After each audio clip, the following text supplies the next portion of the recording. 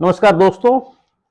अलग अलग शहरों की अपनी अलग अलग कहानियां हैं। अल्पसंख्यक मतलब मुसलमान, लेकिन ऐसा नहीं है। भारत में कई समुदाय हैं जो अलग अलग भौगोलिक, सामाजिक और सांस्कृतिक परिस्थितियों के कारण अल्पसंख्यक हैं। पारसी समुदाय भी उन्हीं में से एक है, जिसके बारे में बहुत कम चर्चा होती है। आज हम जबलपुर की बात करेंगे।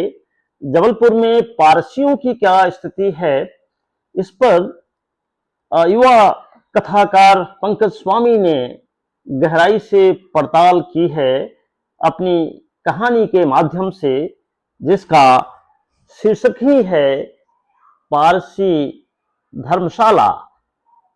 यह पारसी धर्मशाला पंकज स्वामी की कहानियों का एक संग्रह है, जिसमें उन्होंने पारसी समुदाय जो खास करके जबलपुर में है, उसके बहाने पूरे भारत के पारसियों की वस्तु स्थिति पर एक नजर डाली है। आइए हम इस कहानी को आज सुनते हैं। ये पारसी धर्मशाला जो कहानी है, यह 15 पृष्ठों की है। एक एपिसोड में पढ़ना तो आसान है, मगर सुनना उतना आसान नहीं है। तो इसे हम 3-3 या 2-2 पृष्ठों की श्रृंखलाओं में आपके सामने मैं प्रस्तुत करूंगा। तो आइए, हाजिर है आज ये पहली कड़ी इस श्रृंखला की, पारसी धर्मशाला। कहानीकार पंकज स्वामी। मीनू श्रॉफ तेजी से साइकिल चलाता हुआ जा रहा है। उसके तेज गति से साइकिल चलाने का कारण रास्ते में चल रहे लोग समझ नहीं पा रहे हैं। कुछ लोगों को महसूस हुआ कि उस रास्ते में जा रहे कई लोगों की तरह यह व्यक्ति भी समय से ऑर्डिनेंस फैक्ट्री पहुंचने की जल्दी में हो। मीनू श्रॉफ का तेजी से साइकिल चलाने का कारण जल्दी से डिलाइट टॉकीज पहुंचना है। वह सुबह सुबह डिलाइट टॉकीज पहुंच जाता है और शाम को 6-7 बजे तक उसका पूरा दिन वहीं कटता है। दरअसल सिंगल स्क्रीन डिलाइट टॉकीज अब बंद हो चुकी है, लेकिन शहर के पुराने लोगों के लिए वह इलाका अब भी डिलाइट टॉकीज ही कहलाता है। डिलाइट टॉकीज इलाका लगभग 700 से 800 मीटर की सीधी सड़क के आसपास के दायरे में फैला हुआ है। एक समय यह इलाका स्टूडेंट पॉलिटिक्स के अड्डे के रूप में भी प्रसिद्ध रहा। इस क्षेत्र की मुन्ना की बिरयानी का जायका लेने लोग दूर दूर से आते थे।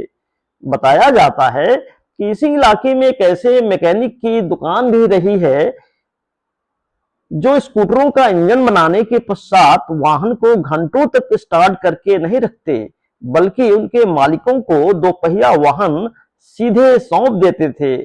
मजाल है कि इसके बाद दोपहिया वाहन कभी खराब हुआ हो। सड़क के दाएं बाएं और छोटे बड़े 4-5 रेस्टोरेंट भी हैं, जिनमें गोपाल होटल पूरे शहर में अपनी चाय के लिए मशहूर है। शहर के शौकीन लोग अच्छी चाय पीने के लिए गोपाल होटल आया करते हैं। वैसे डिलाइट टॉकीज शहर की उन 2 टॉकीजों में से एक थी, जिसमें अंग्रेजी की फिल्मों के साथ भारत की क्षेत्रीय भाषाओं की फिल्में भी लगती थीं। शहर के कई लोगों ने बचपन से युवावस्था तक डिलाइट टॉकीज में banner, doctor Zhivago, Mackenna's gold, Lawrence of Arabia, Psycho, guns of Navarone, star wars, Bhuvan Shome, Pather Panchali, Sandesham जैसी प्रसिद्ध फिल्में देखी थीं। मीनू श्रॉफ ने लगभग 40 वर्षों तक डिलाइट टॉकीज में कैमरा ऑपरेटर के रूप में काम किया। जब तक उसके माँ बाप जिंदा रहे, डिलाइट टॉकीज के पास के मकान में रहे। माँ बाप के निधन के पश्चात मीनू के उससे 15 वर्ष बड़े भाई रूसी श्रॉफ ने परिवार की जमीन को बेच दिया। उनकी जमीन में जहांगीर अपार्टमेंट खड़ा हो गया। जहांगीर अपार्टमेंट बनते ही रूसी श्रॉफ और उसकी पत्नी ने संपत्ति के बंटवारे के भागीदार मीनू श्रॉफ को मार पीट कर घर से बाहर कर दिया। मीनू श्रॉफ अकेला था, इसलिए वह कोई प्रतिरोध नहीं कर पाया। पिता सागर जमशेद जी श्रॉफ और माँ रूपा की मृत्यु के पश्चात मीनू बिल्कुल अकेला हो गया। माँ बाप के बड़े भाई माँ बाप ने बड़े भाई रूसी का तो समय पर विवाह कर दिया था, लेकिन मीनू के संबंध में उन्होंने कभी सोचा ही नहीं। मीनू श्राफ विवाह तो करना चाहता था, लेकिन पुराने संस्कारों के कारण वह कभी माँ बाप को इस संबंध में बोल नहीं पाया। भाई भाभी द्वारा बेघर होने के पश्चात मीनू श्राफ के लिए सिर छिपाने के लिए एक अदद छत समस्या बन गई। लगभग 3 वर्ष तक वह डिलाइट टॉकीज के बरामदे में ही सोया। कई बार उसने रातें डिलाइट टॉकीज के आसपास की दुकानों के बाहर रिक्शे वालों के साथ सोकर बिताई। 3 वर्ष के पश्चात उसे अपने मामा दिनयार मिस्त्री के यहाँ कुछ दिनों के लिए छत मिली। बुजुर्ग मामा मामी के साथ कुछ दिन तो मीनू के अच्छे बीते। सेकेंड शो खत्म होने के पश्चात उसे घर पहुंचते पहुंचते रात के 1 बज जाते। घर का दरवाजा खटखटाते समय उसे आत्मग्लानि होती। बूढ़े मामा या मामी जब उठते हुए दरवाजा खोलते, उस समय वह शर्मिंदा हो जाता। मीनू ने ही एक दिन मामा मामी से इजाजत लेकर उनका घर छोड़ दिया। कुछ दिन उसने फिर यहाँ वहां बिताए। आखिरकार मीनू श्राफ को पारसी धर्मशाला में पनाह मिली। 68 वर्षीय मीनू श्राफ के एकाकी जीवन में अकेलेपन से उबारने में डिलाइट टॉकीज और उसके आसपास का इलाका मददगार बन गया। वह सुबह 8 बजे डिलाइट टॉकीज पहुंच जाता। डिलाइट टॉकीज परिसर में निर्मित होटल या अपार्टमेंट की पार्किंग में वह अपनी साइकिल को खड़ा कर देता और दिन भर यहां से वहां समय व्यतीत करता। मीनू श्राफ की सुबह की शुरुआत पहलवान की कपड़ा प्रेस करने वाली दुकान से होती। पहलवान सुबह सुबह दुकान खोलकर अपना काम शुरू कर देता। पहलवान की दुकान में पहुंचकर मीनू दुआ सलाम से शुरू कर बीते दिन की शाम से रात तक की उसकी अनुपस्थिति के दौरान हुए घटनाक्रम का ब्यौरा लेता। ब्यौरे लेने के दौरान सामने की गोपाल होटल से चाय भी मंगवा ली जाती। चाय की चुस्की के साथ अखबार की खबरों पर पोस्टमार्टम शुरू हो जाता। खबरों के पोस्टमार्टम के दौरान कपड़े प्रेस करवाने वाले या आजू बाजू की दुकान वाले भी शामिल हो जाते।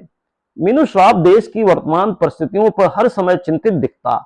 उसे सांप्रदायिकता और जातिवाद के मुद्दे उद्वेलित करते। मीनू श्राफ इस बात पर हर समय नाराज रहता कि शहर के कैंट क्षेत्र में वर्षों पुराने पेंटीनाके चौक का नाम जबरदस्ती भारत माता चौक क्यों कर दिया गया।